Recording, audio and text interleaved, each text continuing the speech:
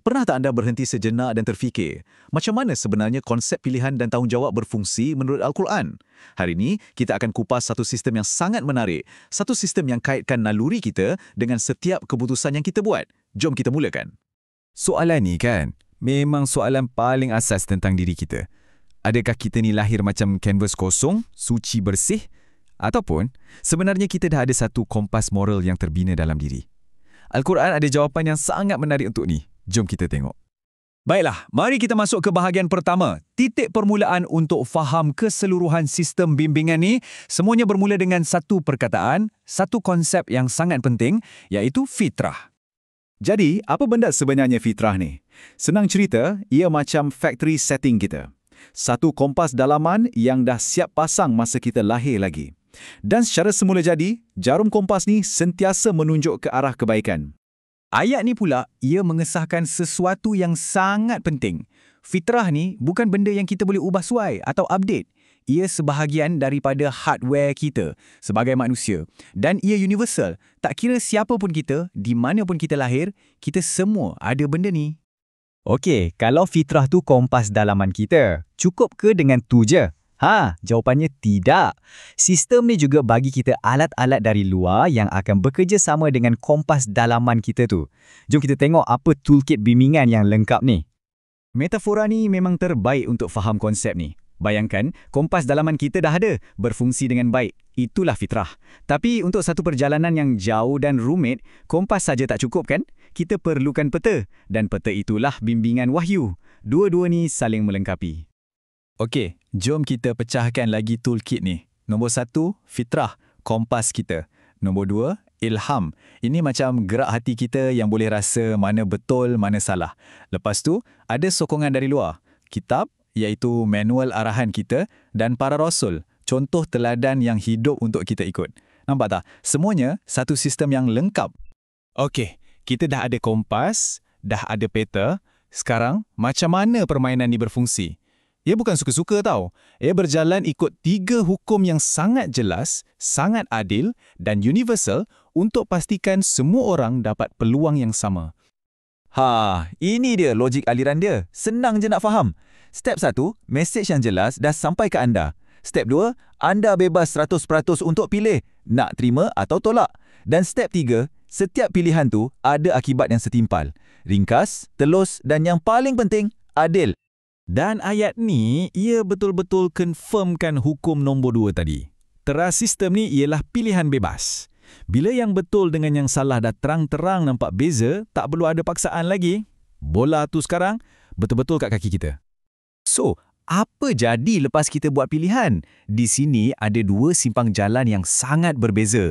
Kalau kita pilih untuk terima dengan ikhlas, sistem ni akan kuatkan lagi bimbingan untuk kita. Tapi, kalau kita sengaja tolak, akibatnya ialah penguncian rohani. Hati tu macam makin lama makin keras, makin susah nak terima kebenaran. Okey, teori dah cukup. Jom kita tengok satu contoh real life yang dramatik dari Al-Quran. Ia tunjukkan macam mana semua hukum ni berfungsi. Inilah dia, kisah Firaun dan ahli-ahli sihirnya. Perkara pertama yang kita kena faham, sistem ni adil. Firaun tak dibiarkan dalam gelap. Hukum pertama, penyediaan lengkap, dah pun dipenuhi. Mesej sampai kat dia, jelas, malah dengan cara yang lembut untuk cuba sentuh kompas dalaman dia tu. Dan inilah turning point dia. Firaun tolak bukan sebab dia tak tahu atau keliru. Ayat ni sebut jelas, diri mereka sendiri yakin akannya.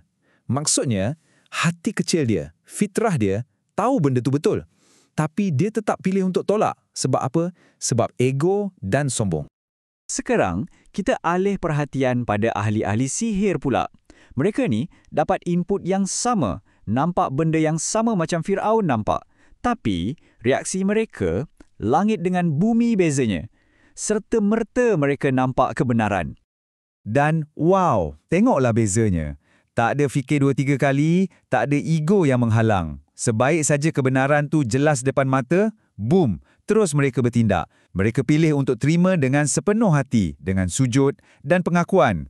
Inilah contoh penerimaan yang paling ikhlas. Jadual ni memang rumusan yang sempurna untuk kisah ni. Inputnya sama, tanda-tanda kebenaran. Tapi respons berbeza. Firaun pilih sombong, ahli sihir pilih rendah hati. Dan hasilnya, Firaun berakhir dengan hati yang terkunci dan sesat, manakala ahli sihir dapat pengukuhan dari Tuhan. Inilah dia hukum akibat. Betul-betul berlaku depan mata kita. Okey, semua ni membawa kita ke kemuncak, ke grand finale sistem ni. Selepas bimbingan, pilihan dan akibat di dunia. Apa penamatnya? Di sinilah konsep jaza atau pembalasan muktamad memainkan peranan. Jazaknya apa? Senang cakap, ia adalah mekanisme keadilan yang mutlak. Ia pastikan setiap pilihan dan tindakan kita akan dapat balasan yang betul-betul setimpal. Bukan hukuman atau ganjaran rawak, tapi akibat yang memang padan dengan puncanya. Macam apa yang kita tanam, itulah yang kita akan tuai. Dan bahagian ni memang sangat menarik. Cuba tengok matematik di sebalik sistem jazak ni. Kalau buat jahat satu, balasannya pun satu. Adil kan? Tapi kalau buat baik satu, balasannya digandakan sampai 10 kali. Nampak tak betapa indahnya keseimbangan antara keadilan mutlak dengan belas kasihan yang melimpah ruah? Jadi, inilah dia gambaran penuhnya. Bermula dengan kompas dalaman kita, fitrah. Lepas tu dibantu dengan bimbingan luaran. Kemudian kita diberi kebebasan mutlak untuk memilih.